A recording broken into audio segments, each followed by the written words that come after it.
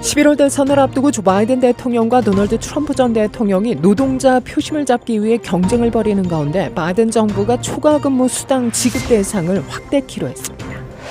상원이 하원에 이어 어제 우크라이나, 이스라엘, 대만 등 지원안과 틱톡 강제 매각 등이 담긴 안보 지원 패키지 법안을 찬성 79표, 반대 18표로 가결했습니다. 지난해 12월 오리건주에서 한인 시니어가 고급 널싱홈에 입주하자마자 하루 만에 실종한 뒤 숨진 채 발견되는 사건이 발생했죠. 유가족들은 지난 17일 주정부와 요양시설을 상대로 $10,000,000의 손해배상을 요구하는 소송을 제기했습니다. 일리노이에서 장애 학생을 위한 교육 구제 기금이 발표돼 수천 명의 가족이 도움을 받게 될 전망입니다. 미국에서 조류 인플루엔자에 감염된 젖소가 잇따르는 가운데 식품의약국이 어제 일부 저온 살균 우유 샘플에서 조류 인플루엔자 바이러스 양성 반응이 나타났다고 밝혔습니다. 연방거래위원회가 고용주가 노동자의 동종업계 이직을 막는 비경쟁 계약을 금지하는 새 규정을 제정했습니다. 2006년 이라크에서 파견 근무를 하다가 전사한 한인 1.5세의 이름을 딴 다리가 생겼는데요. 문제식 하사 추모다리라는 공식 이름을 얻었습니다. 39년 꾸준히 동포사회의 회계법률 및 각종 의료 보건 서비스를 제공하고 있는 기관이 있죠. 한인 서로돕기 센터로 알려진 두레가 오는 토요일 27일 제45회 봄맞이 무료 진료 및 법률 상담을 실시합니다. 극히 위험한 가짜 보톡스가 미 전역에서 기승을 부리고 있어 시력이 저하하고 말투까지 이상해지는 등의 심각한 부작용을 일으키고 있는 것으로 알려지고 있는데요. 연방당국의 경고 자세히 살펴봅니다. 반유대주의 논란 끝에 불명예에 퇴진한 하버드대 총장 후임으로 공화당 대선 후보를 지낸 미트 롬니 연방 상원의원의 이름이 거론되고 있습니다. 시카고에 본사를 둔 식료품 소매업체 넘스 키친 앤 마켓과 팍스트롯이 합병을 발표한 지 불과 몇 달 만에 시카고를 비롯한 텍사스, 워싱턴 DC의 전 매장을 폐쇄한다고 밝혔습니다. 이상 이 시각 주요 뉴스입니다.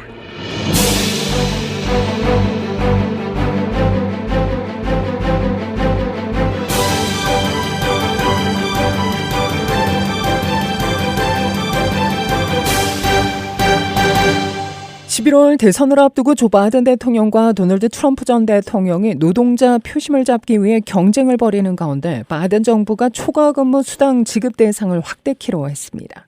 이에 따라 약 400만 명의 노동자가 혜택을 볼 것으로 전망되고 있는데요. 노동부는 어제 초과근무 수당을 지급해야 하는 연봉 상한을 현 35,568달러에서 7월 1일부터 43,888달러로 올리는 최종 규칙을 발표했습니다. 규칙에 따르면 이 기준은 내년 1월부터는 58,656달러로 올라갑니다. 노동부는 2027년 7월부터 임금 통계 등을 토대로 이 기준을 3년마다 조정할 예정입니다. 이에 따라 내년 1월부터는 주급 기준으로는 1,128달러, 연봉으로는 58,656달러 미만을 받는 노동자가 주 40시간 이상을 일할 경우 초과 노동 시간에 대해서는 통상 임금의 1.5배를 받게 됩니다. 기준 금액 이상의 임금을 받는 노동자의 경우에도 관리직이 아닐 경우 초과 근무 수당을 받을 수 있으나 임금이 일정액이 넘어갈 경우 대상에서 제외됩니다. 노동부는 이날 발표한 새 규칙에서 초과 근무 수당 지급 대상에서 제외되는 기준도 현 107,432달러에서 152,200달러 초과로 인상했는데요. 이번 조치로 약 400만 명의 노동자가 혜택을 볼 것으로 예상된다고 로이터 통신은 밝혔습니다. 어제 상원이 하원에 이어 우크라이나, 이스라엘, 대만 등 지원안과 또 틱톡 강제 매각 등이 담긴 안보 지원 패키지 법안을 찬성 79표 대 반대 18표로 가결했습니다. 패키지 법안에는 우크라이나와 이스라엘에 각각 610억 달러 및 150억 달러의 지원, 가자지구 전쟁으로 고통받는 난민들을 위한 90억 달러 규모의 인도적 지원, 그리고 인도 태평양 지역에서 미국의 동맹 및 파트너 국가의 안보 강화를 돕기 위한 예산 80억 달러가 포함됐습니다. 또 이날 통과된 법안에는 틱톡의 모회사인 중국 기업 바이트댄스에 270일 안에 틱톡의 미국 사업권을 매각하도록 하며 이를 어길 경우 미국 내 서비스를 금지하는 내용도 포함됐는데요. 틱톡 금지법에는 미국 사업권 매각에 진전이 있을 경우 바이든 대통령에게 기한을 90일 더 연장할 수 있도록 했습니다. 바이든 대통령은 법안을 서명한 뒤 오늘 대국민 연설을 가질 예정입니다. 지난해 12월 오리건주에서 한인 시니어가 고급 널싱홈에 입주하자마자 하루 만에 실종된 뒤 숨진 채 발견되는 사건이 발생했죠. 오리건주 멀티노마 카운티 법원에 따르면 존현 씨 등 유가족은 마운트 후드 시니어 리빙 퍼실리티의 과실로 83세 현기순 씨가 사망했다며 지난 17일 주정부와 요양시설을 상대로 $10,000,000의 손해배상을 요구하는 소송을 제기했습니다. 널싱홈뿐만 아니라 오리건주 복지부, 요양시설 교육 및 관리업체인 아반트 시니어 하우징 매니지먼트도 피고에 포함됐는데요. 사건은 지난해 12월 23일에 발생했는데 소장에 따르면 치매를 앓고 있던 현기순 씨가 이날 마운트 후드 널싱홈에 입주했고 입주 하루 만에 실종된 후 얼마 후에 사망한 채로 발견된 겁니다. 유가족은 요양시설의 관리체계 부실을 주장하며 고급 시설임에도 불구하고 충분한 보안과 또 직원 교육이 이루어지지 않았다고 지적했는데요. 소장에 따르면 현 씨가 발견된 곳은 널싱홈에서 불과 약 0.5마일 떨어진 숲속이었고 현 씨가 발견된 날은 크리스마스였습니다. 유가족은 시설의 보안 시스템 실패와 또 직원들의 교육 부족을 문제 삼으며 주정부 역시 이 시설의 문제를 사전에 인지하고 있었음에도 불구하고 적절한 조치를 취하지 않았다고 주장하고 있는데요. 유가족은 이 비극이 예방 가능한 것이었다며 관련 기관의 책임을 묻기 위해 법적 조치를 취했다고 설명합니다. 이번 소송과 관련해 오리건주 복지부 측은 대변인을 통해 유가족에게 유감을 표명한다는 공식 입장만 밝혔습니다. 일리노이에서 장애 학생을 위한 교육 구제 기금이 발표돼 수천 명의 가족이 도움을 받게 될 전망입니다. 총 $500만 기금은 추첨을 통해 8,000명의 자격을 갖춘 킨더에서부터 12학년 학생들에게 1회 $500의 보조금이 제공될 것으로 예상되는데요. 이런 노력은 시카고시와 ADAS 맥켄리 커뮤니티 서비스 간의 파트너십을 통해 이뤄진 겁니다. 이 프로그램은 어메리칸 레스큐 플랜 법안에 따라 승인된 코로나 바이러스 재정 회복 기금으로부터 자금을 지원받은 것으로 알려지고 있는데요. 신청 가족은 시카고에 거주하고 또 장애가 있는 학생이 있어야 하며 가구 소득 한도 연방 빈곤 수준의 300% 이하를 충족해야 합니다. 장애 학생의 부모, 보호자 및 가족은 웹사이트 adamopd.com에서 보조금을 신청할 수 있습니다. 미국에서 조류 인플루엔자에 감염된 젖소가 잇따르는 가운데 식품의약국이 어제 일부 저온 살균 우유 샘플에서 조류 인플루엔자 바이러스 양성 반응이 나타났다고 밝혔습니다. 그러나 FDA는 양성 반응을 보인 물질이 비활성화되어 있으며 소비자에게 위험을 줄 수 있는 실질적인 바이러스는 아니라고 밝혔다고 AP통신 등 언론 매체들은 전했는데요. 연구가 진행 중인 가운데 FDA는 현재까지 시판되는 우유 공급이 안전하다는 우리의 평가를 바꿀 만한 것은 아무것도 보지 못했다라고 부연합니다. 이번 발표는 조류 인플루엔자 바이러스가 미국 내 최소 8개 주의 젖소에서 검출된 지 약 1개월 만에 나온 겁니다. 농무부는 현재까지 감염된 젖소가 33마리에 이른다고 밝혔는데요. FDA는 얼마나 많은 샘플을 테스트했는지 또 어디에서 확보한 샘플에서 바이러스가 검출됐는지 등은 밝히지 않았습니다. AP통신의 취재에 응한 노스캐롤라이나 주립대 소속 바이러스 전문가 리앤 제이커스 명예교수는 FDA의 이번 발표에 대해 살아있는 바이러스가 저온 살균 또는 열 처리에 의해 사멸된 후 바이러스성 유전 물질이 검출된 것이라며 이것이 감염성 바이러스라는 증거는 현재까지 없다고 말했습니다. 하지만 최근 미국에서 조류 인플루엔자에 감염된 젖소가 잇따라 나오고 있고 또 감염이 의심되는 젖소와 접촉한 사람에게서 조류 인플루엔자 바이러스가 검출된 사례도 있어 인간 감염 확산에 대한 불안감이 커지고 있습니다. 연방거래위원회가 고용주가 노동자의 동종업계 이직을 막는 비경쟁 계약을 금지하는 새 규정을 제정했습니다. 워싱턴 포스트와 블룸버그 통신에 따르면 FTC는 어제 이 같은 규정을 도입하기로 결정했는데요. FTC 위원 5명 중 민주당 소속 3명이 찬성하고 공화당 소속 2명이 반대했습니다. FTC가 지난해 초에 처음 제안한 이 규정은 고용주가 노동자와 고용계약서를 체결할 때 비경쟁 계약을 포함하는 것을 금지하며 이미 그런 계약을 체결했을 경우 그 계약이 무효라는 사실을 고용주가 노동자에 통보하도록 규정하고 있죠. 노동자가 경쟁사로 재취업하는 것을 막는 비경쟁 계약은 노동자의 이직을 제한해 급여 인상과 창업을 억제하며 이런 노동자들을 고용하고자 하는 기업의 비용을 증가시킨다는 지적을 받아왔습니다. 노동부가 지난 2022년 6월에 공개한 조사에서 미국인의 18%가 비경쟁 계약을 적용받는 것으로 추산됐으며 그 비율이 50%에 가깝다는 조사들도 있다고 워싱턴 포스트는 설명했는데요. 비경쟁 계약은 기술 산업뿐 아니라 미용과 의료, 춤교습 등 다양한 산업에서 사용되며 고임금과 저임금 노동자 모두 그 대상입니다.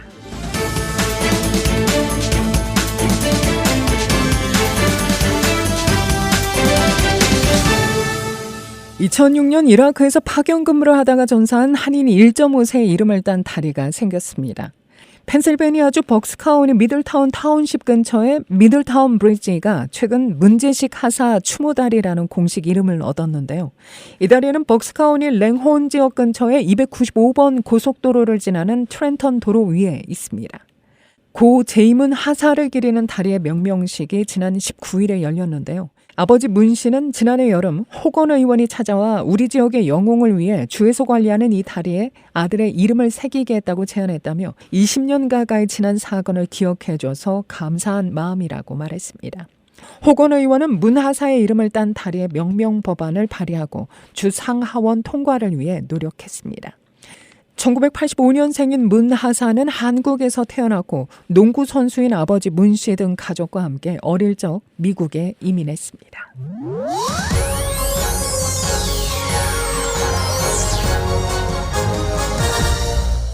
39년 꾸준히 동포사회에 회계 법률 및 각종 의료 보건 서비스를 제공하고 있는 기관이 있죠. 한인 서로돕기 센터로 알려진 두레가 오는 토요일 27일 제45회 봄맞이 무료 진료 및 법률 상담을 실시합니다. 두레 원장 김회연 목사가 지난 20일 행사 홍보차 KSBS를 방문해 올해에도 한인 동포들의 많은 관심과 적극적인 참여를 기대한다고 말했는데요.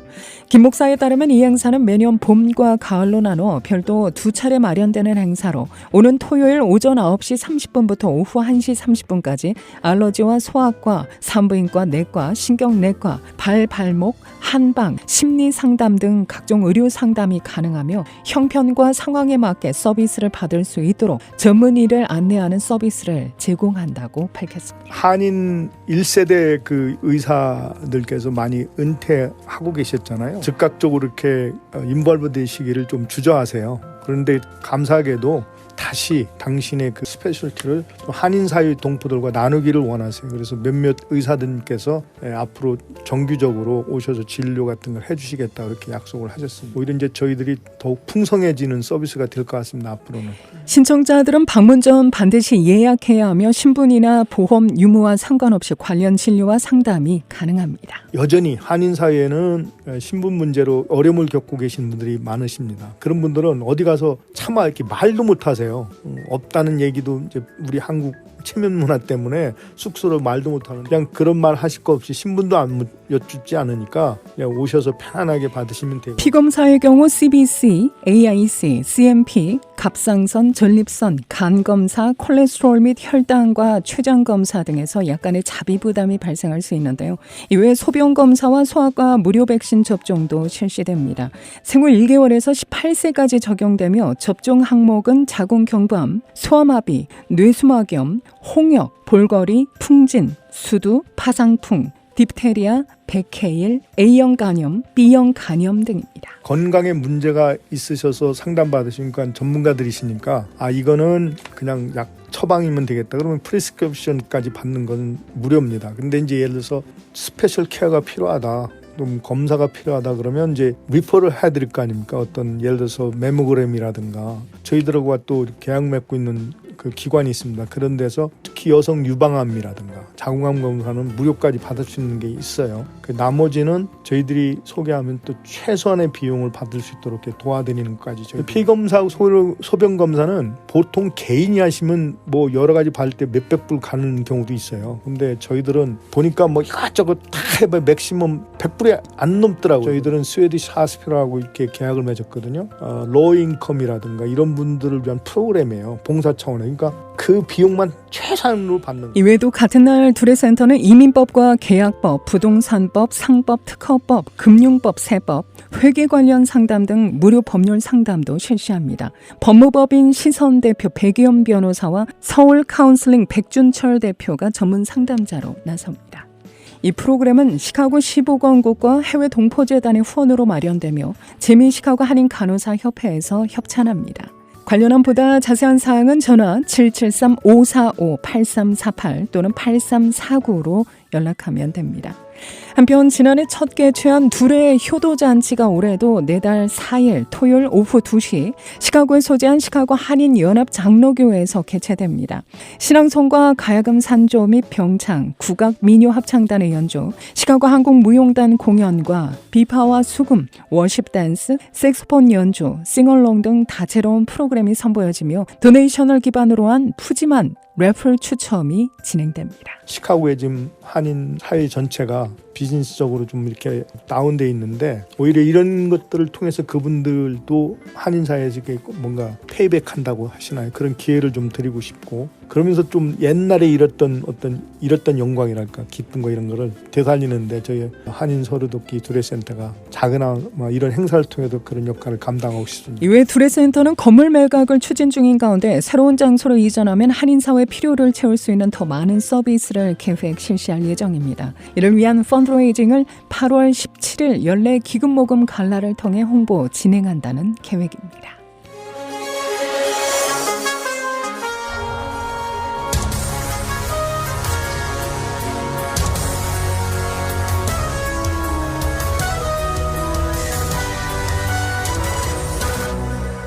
시카고에 본사를 둔 식료품 소매업체 넘스 키친앤마켓과 팍스트롯이 합병을 발표한 지 불과 몇 달 만에 시카고를 비롯한 텍사스와 또 워싱턴 DC의 전 매장을 폐쇄한다고 밝혔습니다.